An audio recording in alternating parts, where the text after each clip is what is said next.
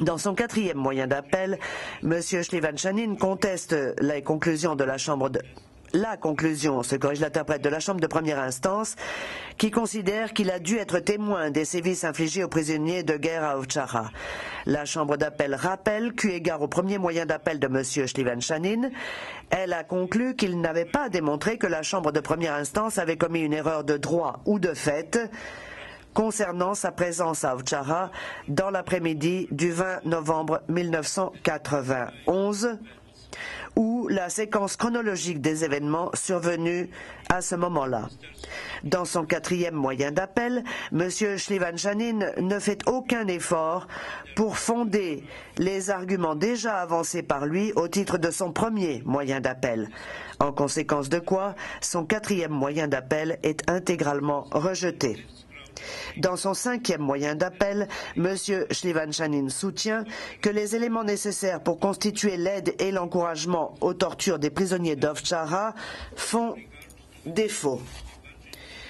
D'abord, s'agissant de déterminer si le défaut d'action de M. Shlivan-Shanin a eu une incidence significative sur la commission des crimes d'Ovtcharra, la Chambre d'appel conclut que le fait que d'autres officiers, mieux placés que lui pour assurer la protection des prisonniers de guerre d'Ovtcharra, n'aient pas agi davantage que lui, n'enlève rien en soi à l'effet produit par son défaut d'intervention pour empêcher les sévices.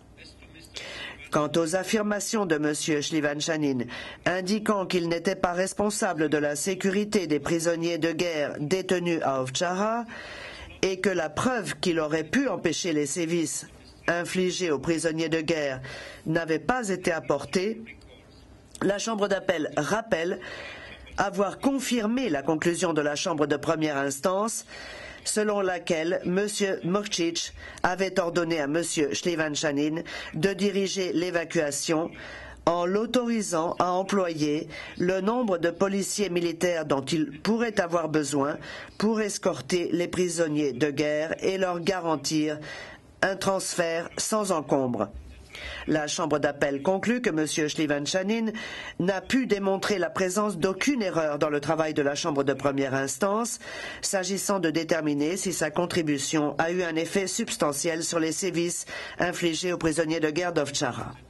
Deuxièmement, eu égard à l'argument de M. Shlivan-Shanin, selon lequel la Chambre de première instance a eu tort de conclure qu'il devait savoir que par son refus de donner des consignes claires aux policiers militaires et de leur fournir des renforts, il avait aidé à commettre les crimes, la Chambre d'appel considère que M.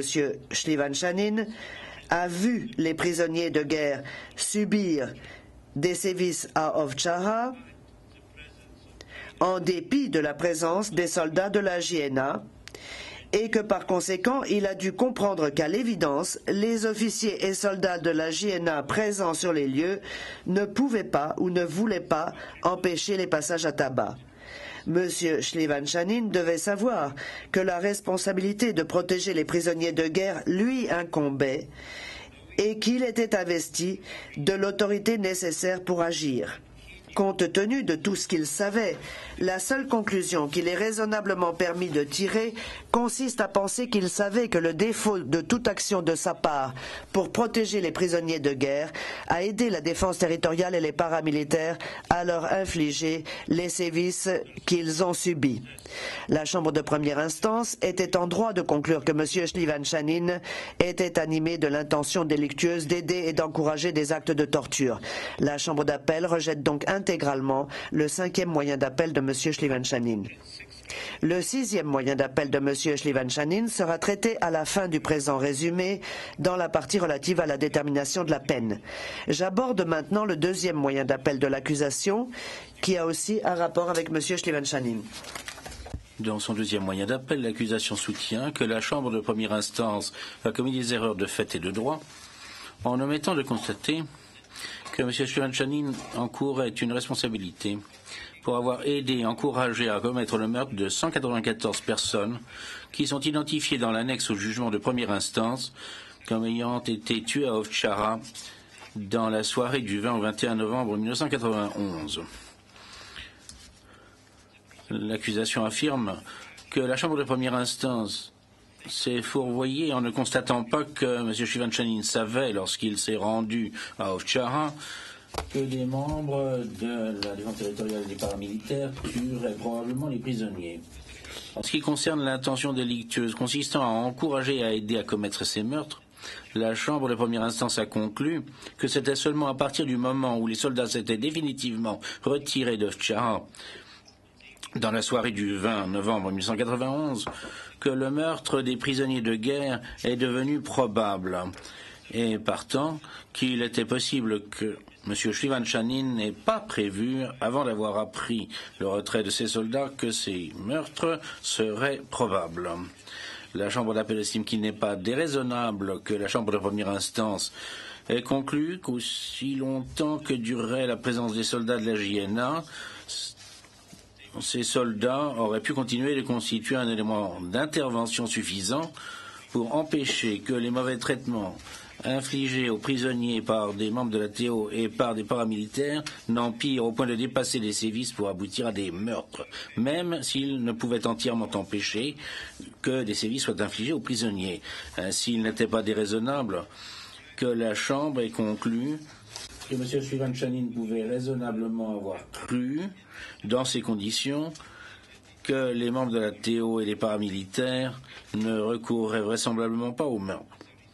Il en résulte que la Chambre d'appel conclut que M. Shlivan-Shanin n'avait pas l'intention délictueuse ou l'élément moral visant à aider et encourager au meurtre tant qu'il a cru que les soldats de la JNA resteraient à Ovtchara.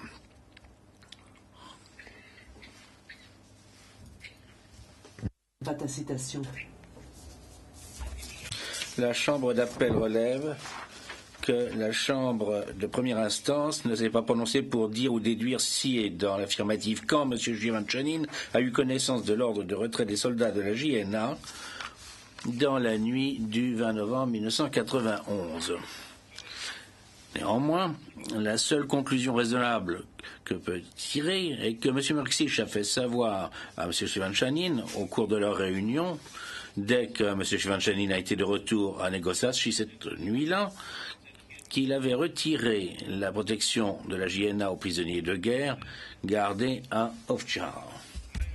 Étant donné que la Chambre de première instance a conclu que c'était la connaissance qu'avait M. Shlivan-Shanin de la présence des soldats de la JNA qui l'empêchait de conclure qu'il était probable que les prisonniers de guerre seraient probablement tués, la seule hypothèse raisonnable est que c'est lorsqu'il a appris que l'ordre de retirer les soldats était donné que M. Shlivan-Shanin s'est rendu compte que le meurtre des prisonniers de guerre à Ovtchara était devenu probable.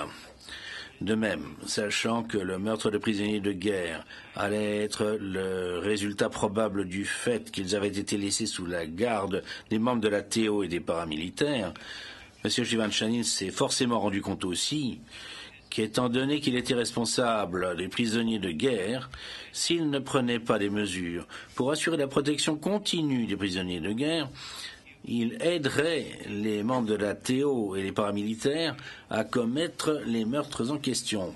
Partant, la Chambre d'appel conclut que dès qu'il a appris de M. Merksich à leur réunion dans la nuit du 20 novembre 1991 que l'ordre était donné de retirer les soldats de la JNA, la seule déduction raisonnable est que M. Shlivan-Shanin savait que les membres de la TO et les paramilitaires tueraient probablement les prisonniers de guerre et que s'il n'agissait pas, son omission aiderait à commettre le meurtre des prisonniers de guerre. En conséquence, la Chambre d'appel conclut que dès qu'il a eu connaissance de l'ordre de M. Merksich de retirer les soldats de la JNA, M. Shlivan-Shanin a eu l'intention délictueuse d'aider et d'encourager à commettre ces meurtres. Dans son deuxième moyen d'appel, l'accusation conteste aussi la conclusion de la Chambre de première instance, selon laquelle les responsabilités juridiques de M. Shlivan-Shanin à l'égard des prisonniers ont pris fin lorsque les derniers soldats de la JNA se sont retirés d'Ovtchara sur l'ordre de M. Merksich. Avant de rechercher si cette conclusion est bonne, il est cher à ce stade de rappeler que la Chambre de première instance ne s'est pas prononcée sur le point de savoir si le conflit armé dans la municipalité de Vukovar à l'époque des faits avait un caractère international ou non. Mais même dans le contexte d'un conflit armé interne, la Convention 3 de Genève relativement au traitement des prisonniers de guerre trouve à s'appliquer lorsque les parties au conflit ont convenu que cette convention s'appliquerait. À cet égard, la Chambre d'appel rappelle les instructions que la mission de surveillance de la Communauté européenne a données à ses observateurs pour ce qui est de la mise en œuvre de l'accord de Zagreb, qui précisait que les conventions de Genève devaient être appliquées aux prisonniers de guerre. Dans un ordre donné le 18 novembre 1991, le général de corps d'armée Života Panic a donné pour instruction que les unités de la JNA dans la région de Vukovar, y compris le groupement opérationnel Sud, devaient respecter tous les aspects de la Convention de Genève 3. En outre, le colonel Nebojša Pavković a informé les observateurs des instructions du général Raseta, allant dans le sens que les forces croates ne seraient pas évacuées avec le reste du convoi humanitaire, mais demeureraient des prisonniers de guerre et que les conventions de Genève s'appliqueraient. La Chambre d'appel considère qu'il y a là des éléments de preuve suffisants pour conclure que la JNA était d'accord pour reconnaître que ces personnels des forces croates devaient être considérés comme des prisonniers de guerre et que la Convention 3 de Genève devait s'appliquer. Examinant ensuite la responsabilité de M. Shlivan-Shanin en ce qui concerne la sécurité et le sort des prisonniers au regard de la Convention 3 de Genève, la Chambre d'appel rappelle que le principe fondamental que consacre la Convention 3 de Genève